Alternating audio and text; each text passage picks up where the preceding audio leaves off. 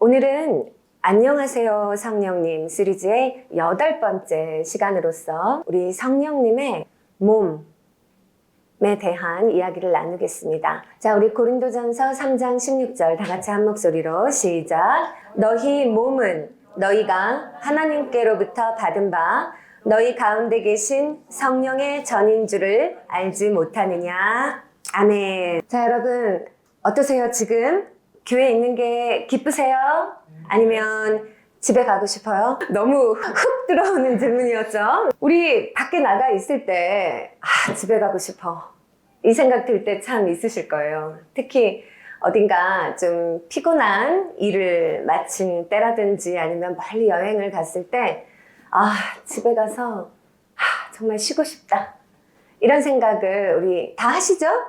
네. 뭐 그 집이 부모님과 함께 있는 집이든 아니면 내 자취방 아주 작고 누추한 곳이든 상관없이 우리 모두에게는 집에 대한 그러한 기대가 있죠. 주로 그 기대는 좀 평안하게 안식할 수 있는 그런 자리로서의 집을 우리는 고대하는 것 같습니다.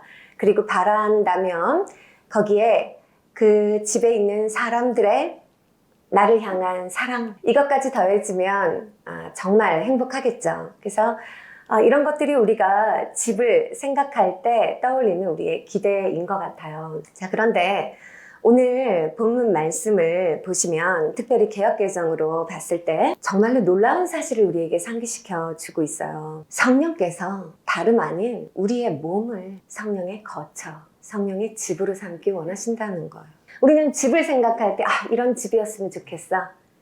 집은 이런 걸 나한테 주는 곳이었으면 좋겠어. 하고 저마다 집에 대한 관심이 참 많아요. 집에 대한 꿈과 소망도 많습니다. 그런데 이건 말이 안 되는 일인 것 같아요. 성령께서 그 많고 많은 다른 어떤 많은 자리들 가운데 그분의 거처를 삼으실 수도 있었는데 성령님은 어쩌면 가장 누추한, 어떻게 보면 가장 적합하지 않아 보이는 내 몸이요. 내 몸이라는 것은 육을 입고 이 땅을 살아가는 나의 삶을 말합니다. 사실 얼마나 깨끗하지 못해요. 얼마나 정돈되어 있지 못합니까? 얼마나 성령님을 모시기에 합당하지 않은 자리입니까? 그런데 성령님은 내 몸을 당신의 거처로 삼으시고 거기에 자신의 집을 지어 가신다는 거예요. 성령님이라고 평안과 안식과 사랑과 기쁨을 그 거하시는 거처에서 바라시는 마음이 없겠습니까? 일단은 그런 것들 아무것도 얻을 수 없는 자리임이 분명함에도 불구하고 성령님은 우리의 몸을, 내 삶을 주님의 거처 삼으시고 그것도 잠시 임시로 오셨다가 마치 우리가 펜션이나 호텔에 잠시 숙박하듯이 잠시 거쳐 가시는 것도 아니고 우리가 예수 믿고 성령으로 인침받은 그때부터 우리에게 완전히 임재하셔서 내 안에 아예 자리를 잡으시고 내 안에 성령의 집을 지어 가신다. 너무나 놀라운 은혜이고 정말로 감사한, 정말 우리 주님만이 우리에게 베푸실 수 있는 은혜라고 생각을 합니다.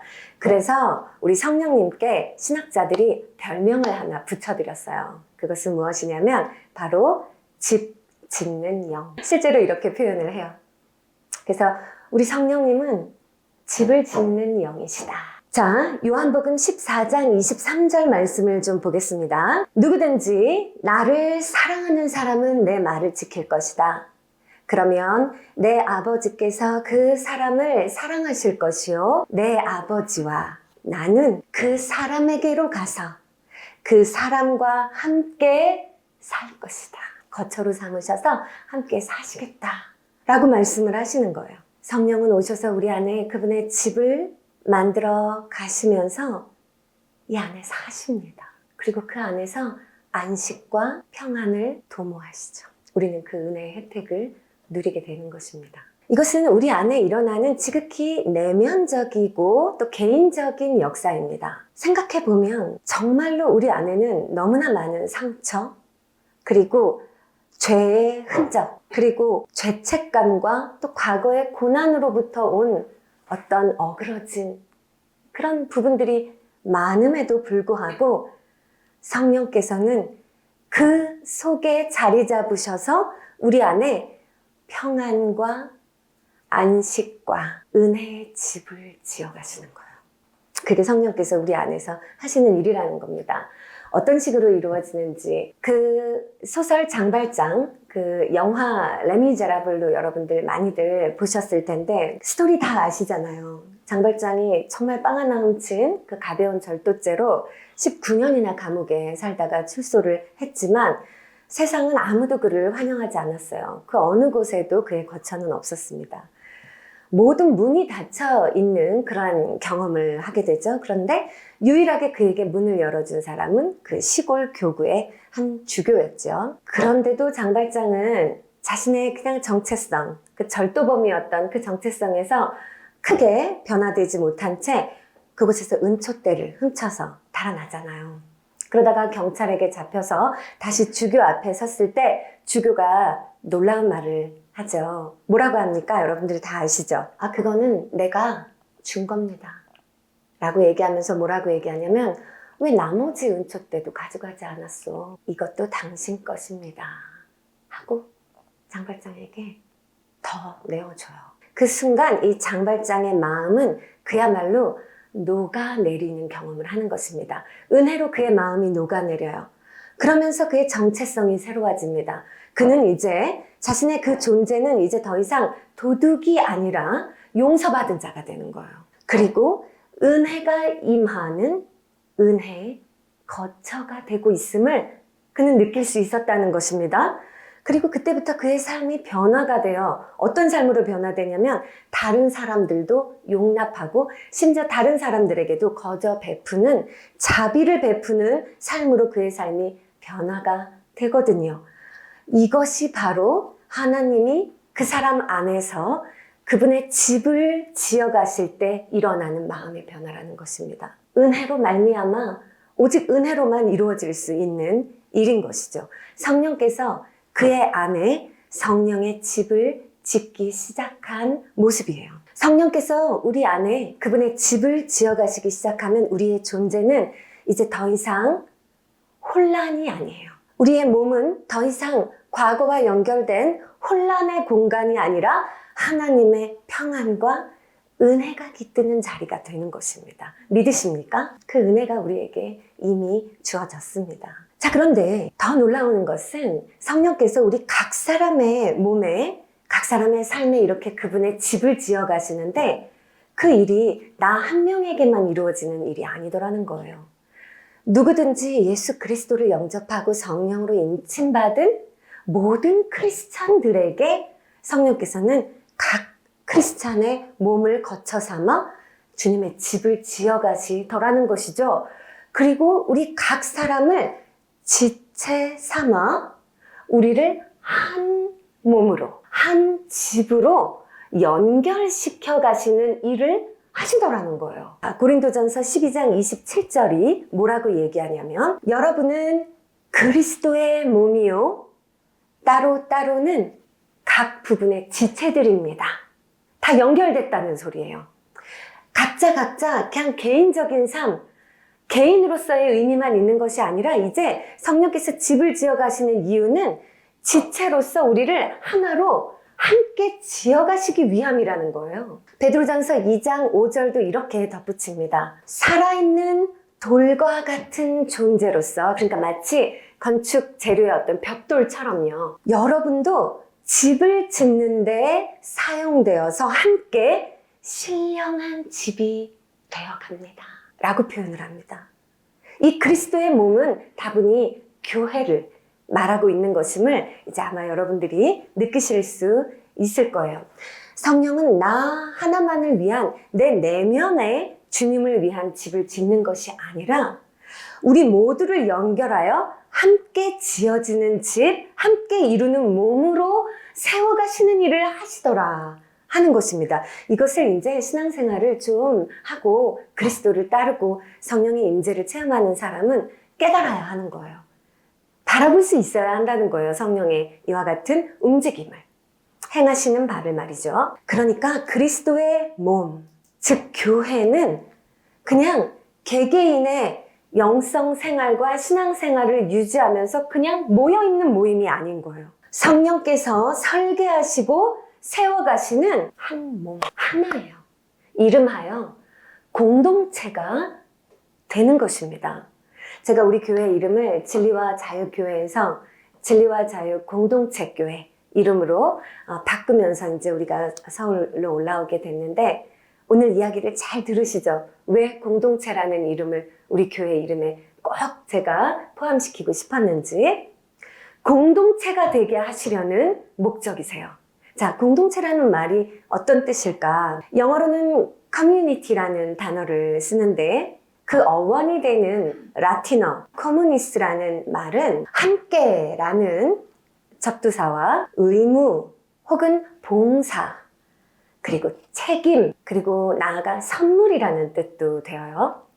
선물, 그리고 이런 것들을 교환하는, 이런 의미를 내포하고 있는 단어의 조합입니다.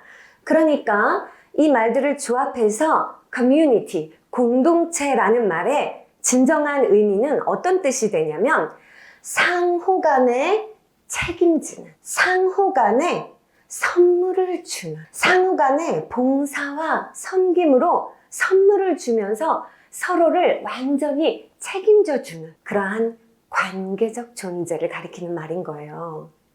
그러니까 우리가 교회에 예배드리러 간다 하면서도 개인적으로만 와서 나하고 예수님의 관계만 있고 그냥 집으로 돌아가서 혼자 개인적인 영성 생활만 한다거나, 아니면 온라인으로만 그냥 예배를 드린다거나, 아니면 혼자 그냥 가끔 성경 보면서 난 신앙이 있어 라고 말하는 것은 우리 성령께서 우리를 인도해 가시는 방향에 합당하지 않은 모습이 되어요. 성령께서는 우리를 각 사람 안에 집을 지어서 성령의 처소 삼아 영적으로 성장시켜 가시면서 반드시 우리를 지체 삼아 하나로 연결해 가십니다. 이 흐름을 우리는 거부할 수도 없고 절대로 거부해서는 안 돼요. 그것이 성령의 뜻입니다.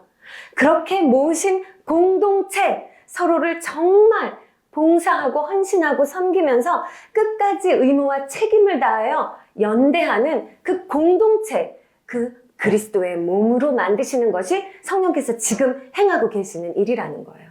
그렇게 우리는 공동체가 되어야 합니다.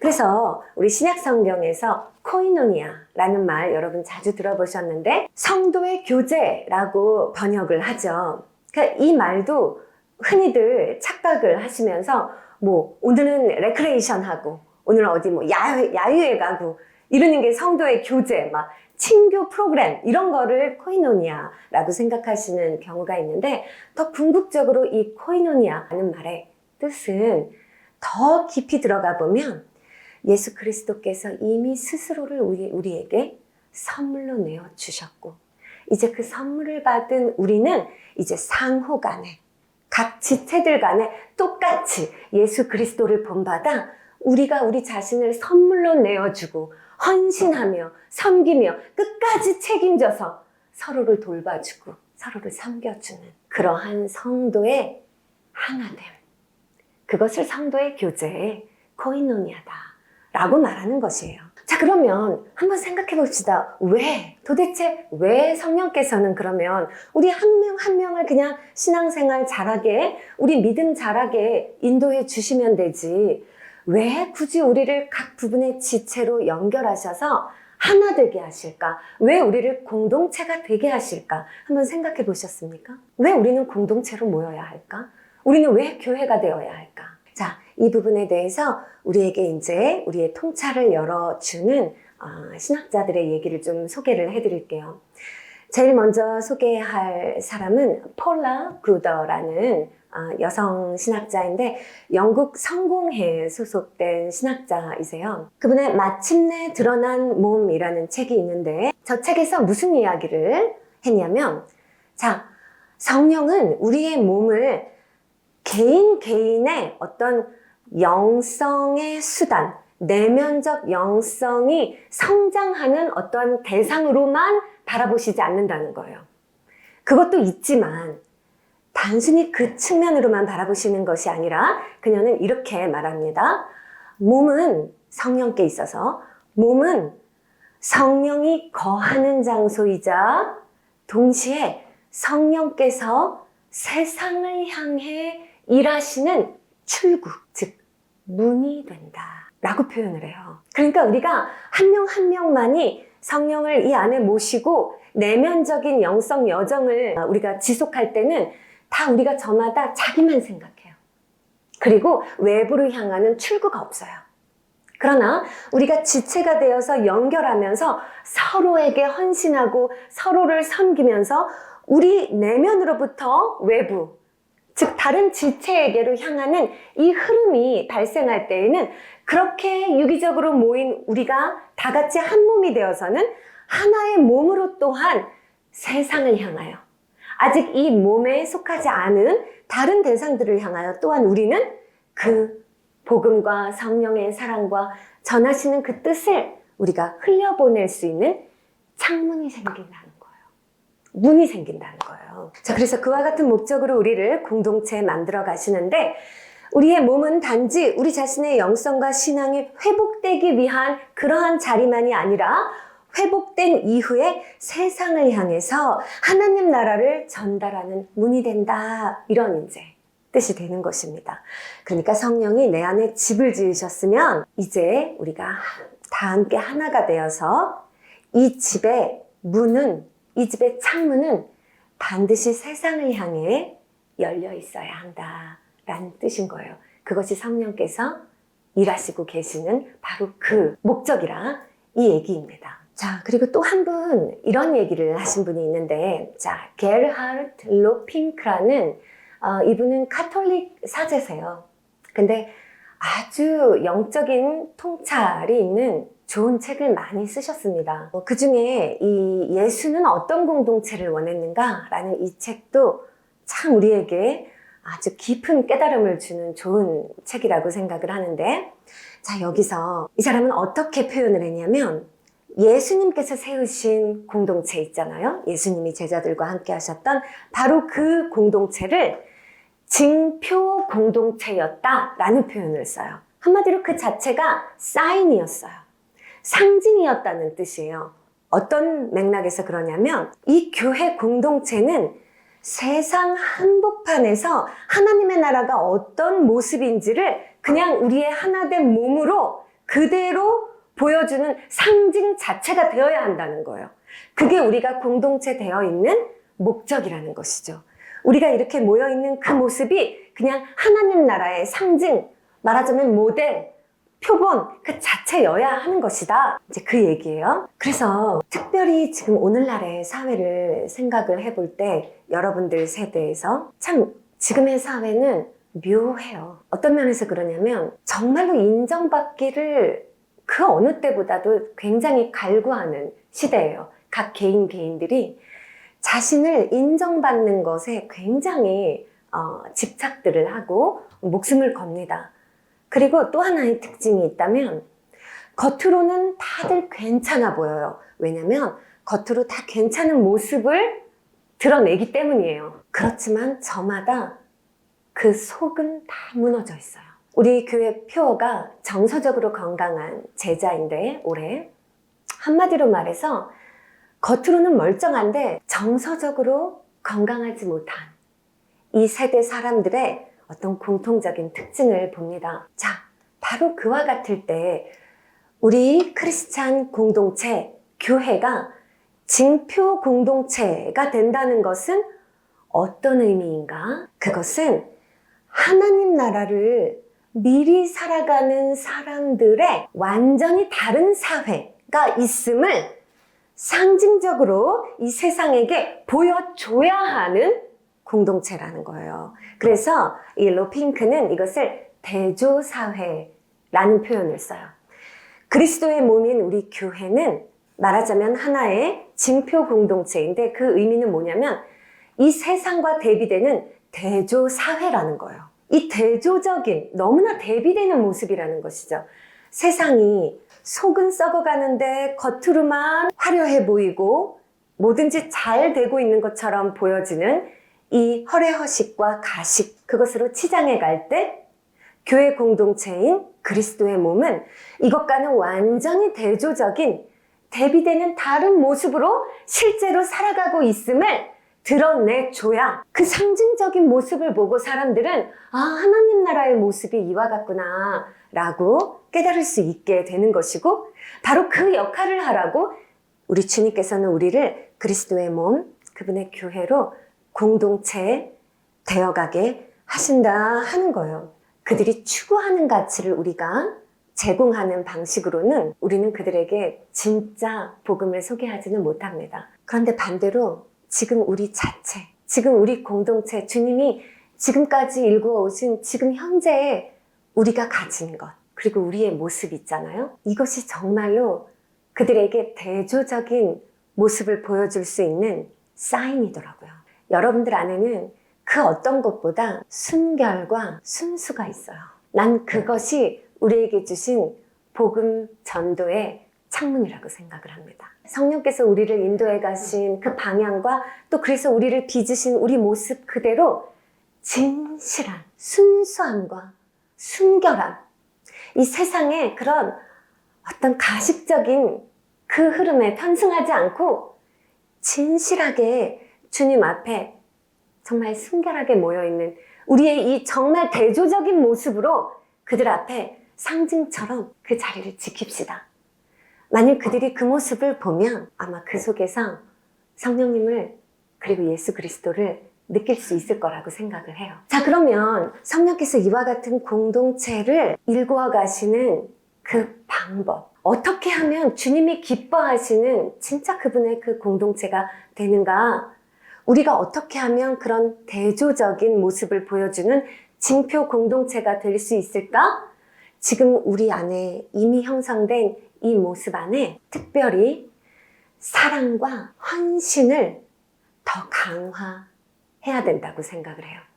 오직 사랑과 헌신밖에 없다고 생각을 합니다. 우리 안에 이미 있는데요. 이제 막 지어지기 시작했는데요. 이제 여기서 우리가 더 추구할 것은 막 다른 거 아니에요. 삐까뻔쩍한 막 그런 어떤 전도 프로그램이나 막 이벤트 이런 거 해서 우리는 전도할 게 아니라 오직 우리 안에서 먼저 시작하는 사랑과 헌신, 이 모습으로 우리가 아주 대조적인 사회를 일구고 그렇게 성령이 주님의 집을 지어가시게 해드리고 그 모습 그대로 세상 사람들에게 우리는 사인이 되어야 한다. 자, 갈라디아서 6장 2절에 이렇게 말씀하십니다. 여러분은 서로 남의 짐을 져 주십시오. 그렇게 하면 여러분이 그리스도의 법을 성취하실 것입니다. 또 베드로전서 4장 8절도 무엇보다도 먼저 서로 뜨겁게 사랑하십시오. 사랑은 허다한 죄를 덮어줍니다 라고 하셨거든요. 이 말씀처럼 성령이 설계하시는 집은 그 재료가 사랑과 섬김이에요. 사랑과 서로 짐을 지어주는 헌신이란 말입니다. 자, 그리고 여러분 혹시 헨리 나우엔이라는 또 아주 탁월한 영성가 한 분의 이야기도 마지막으로 한 번 더 들려드리고 싶은데, 이분이 이제 하버드 교수로 재직하시다가 이제 은퇴하시고는 그 자리 내려놓고 그 지적 장애인들이 모여있는 그 라르시 공동체라고 있어요. 거기에 가서 이제 봉사하시면서 이렇게 여생을 보내셨거든요. 이야기 아시는지 모르겠지만. 그래서 거기에서 정말로 아주 중증 지적 장애인인 아담이라는 남자 청년을 전담해서 돌보셨대요. 자, 그러니까 전에는 하버드 교수로 그리고 정말 알려진 영성가로 얼마나 나를 인정하고 찾는 사람들이 많았겠습니까? 그렇게 바쁘고 참 보람된 그런 개인의 삶을 사셨지만 이 공동체에 들어간 후부터 아담과의 일상은 아침부터 밤 늦게까지 그냥 아담 씻기고 약 먹이고 밥 먹이고 더러워지면 또 옷 갈아입히고 또 산책시켰다가 또 먹이고 또 난리 피는 거 붙잡아주고 그야말로 소모적이고 자기 자신을 위해서는 무언가 얻는 게 아무것도 없는 것 같은 그런 무한 반복의 일상이었던 거예요. 그래서 그 속에서 마음 잡기가 참 힘드셨대요. 그러면서 내가 아담을 돌보는 것이다. 내가 아담을 돌보는 것이다. 내가 최선을 다해서 돌봐야겠다. 이 마음으로 자기를 막 이렇게 다잡으면서 그 사역을 하셨는데 그 생활이 지속되던 어느 날 문득 성령께서 이 헨리 나우엔의 마음에 이런 깨달음을 주셔서 이분이 일기에 쓰신 거예요. 뭐라고 쓰셨냐면 나는 내가 아담을 돌보고 있다고 생각했다. 그런데 나는 나중에 깨닫게 되었다. 내가 아담을 돌본 것이 아니라 아담이 내 안에 하나님의 집을 지어주고 있었다. 저는 이게 너무 감동이 되더라고요. 우리가 교회 안에서도 서로에게 헌신하고 서로를 세워주려고 할 때 막 의무나 억지로 하는 마음은 오히려 시험 들고 지쳐요. 그런데 내가 다른 사람을 세워주고 그의 집이 지어지도록 내가 애쓰며 봉사할 때 바로 성령께서 내 안에 거룩한 사랑의 집을 지어가고 계신다 하고 느낄 수만 있다면 우리의 사랑과 서로를 향한 봉사, 헌신은 정말 더 아름다운 물결이 되는 것이죠. 지침이 없이 우리 안에 흐르고 흐르는 그러한 물결이 되는 것이죠. 지금까지 우리가 교회 다니면서 신앙생활을 했어도 사실 이런 부분에서 우리는 충분한 은혜를 누리지 못하셨을 겁니다. 그런데 우리 교회에는 확실히 이 은혜가 있어요. 이 역사가 있습니다. 성령께서 우리를 그렇게 인도해 가고 계시더라고요. 느끼세요?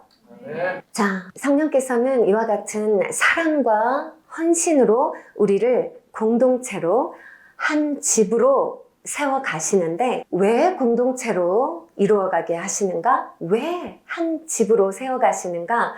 좀 더 궁극적인 목적은 그래서 이제 오늘 설교의 결론인데요.